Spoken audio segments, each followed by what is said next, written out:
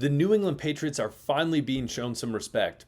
Let's talk about it. My name is Aaron on the daily Patriots content. Don't miss out. All you got to do, subscribe, hit the notification bell, and that thumb, the like button, click that too. Truly appreciate it. So today what we're going to be talking about, Patriots finally being shown some respect.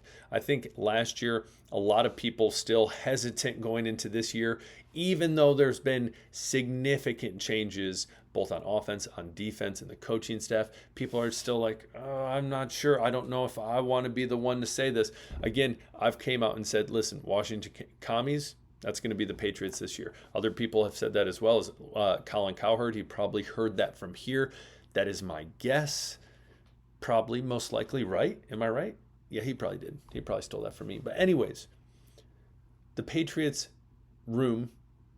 position group that's being shown some love, the secondary. And they definitely needed some love being shown because we've been preaching it is a unbelievable positional group for this team, and it should be respected as such. Now, Pro Football Focus, they have them ranked fifth, number one being the Ravens, two Chiefs, Ravens, then we have the Chiefs, Broncos, Texans, and then the New England Patriots.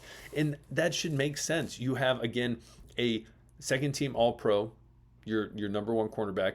You just bring in Carlton Davis, a big-time acquisition from the Lions. You have Marcus Jones in the slot. And then in the secondary, hopefully healthy and also playing the full year without legal issue, Jabril Peppers and Kyle Duggar. And then we look at the depth as well. On top of that, getting a draft gem in Craig Woodson to play safety out of Cal in the fourth round. He could be an absolute steal and be a huge asset for the Patriots and how Terrell Williams and Mike Vrabel want to run this defense. As well, you can't forget Pettis and then Hawkins as well. That got some a significant playing time last year.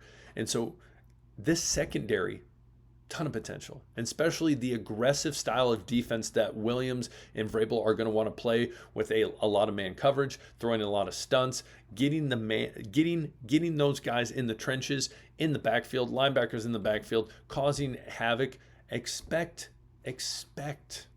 in my opinion, a lot of turnovers, a lot of interceptions. This secondary, they're going to be picking the ball out of the air. It's going to be beautiful. But the reason I bring this up is because it's great to finally see someone actually saying, Pro Football Focus actually saying, instead of saying Patriots still one of the worst teams in the league, Patriots offense going to be one of the worst in the league, defense, but finally showing some respect where respect is due in the secondary. I'm glad to hear it. Again, a lot of potential, a lot of also young talent backing up.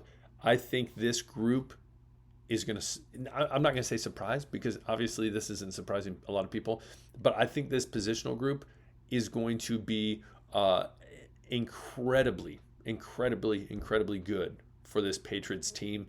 And I don't want to say be the heartbeat of the defense because obviously you want every player to be just dominating, but I think they're going to do a lot, and they're going to catch a lot of people off guard because they're going to think Patriots of last year. No.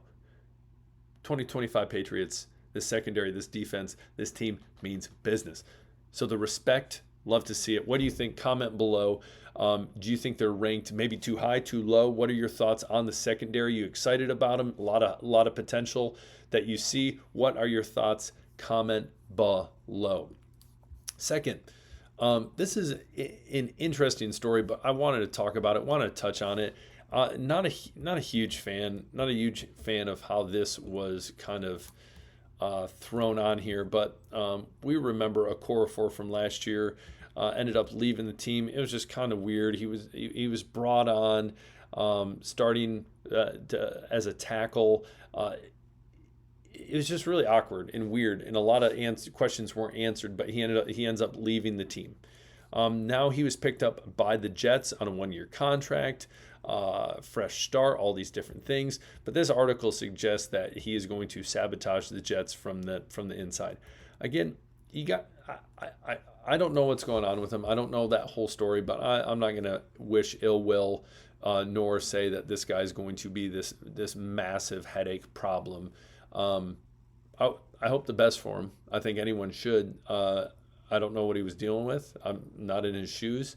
And I'm sure his shoes are a size like 16, not even close to that. And so I wish him the best. It's just going to be unfortunate you lose to the Patriots because the Patriots are going to be beating the Jets 2 times this year. But anyways, I just thought I'd bring that up. I no ill will towards Okorafor. Just a very unfortunate. A lot of very unfortunate things happened in 2024 for the Patriots.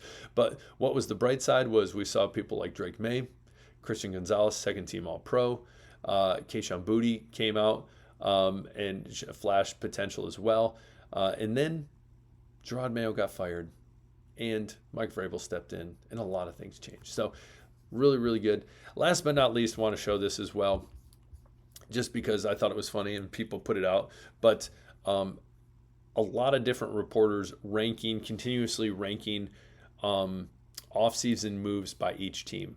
And hands down, around the league, everyone has said Patriots did a lot of great things. A lot of great things, not only in free agency, but in the draft. You've probably heard me say that 100 times. But what's funny about this is so everyone, you got A plus, A minus, but then you got a C plus.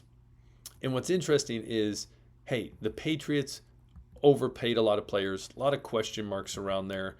Are they going to jeopardize some of the people that they signed? Are they going to jeopardize their team in the future because of this? So you're thinking Stephon Diggs, all these different people, yada, yada, yada. And sometimes it's just people want to have a different opinion. But, and I would agree, did the Patriots probably overpay for some of those guys? Yes, probably. But guess what? They still have a heck of a lot of cap space. They're going to be fine. And again, this team, the culture and how it is meshing right now, I think they're going to do great. I think a lot of people are worrying about a lot of things that, hey, we don't know yet. But again, everything that we've seen, that we've talked about, points in a direction where the Patriots are only going to get better, and they're going to prove a lot of people wrong. So what do you think? Off-season moves, maybe I've never asked this question, but off-season moves, were you excited about them? If there's one that you were hesitant about, we'll leave it at that. If there's one you were hesitant about, what is the one you're most hesitant about? Was it Stephon Diggs? Maybe Milton Williams. A lot of people say, listen, Milton Williams, he only played 46% of the defensive snaps for the Philadelphia Eagles, and he was surrounded by a ton of talent. Maybe, okay.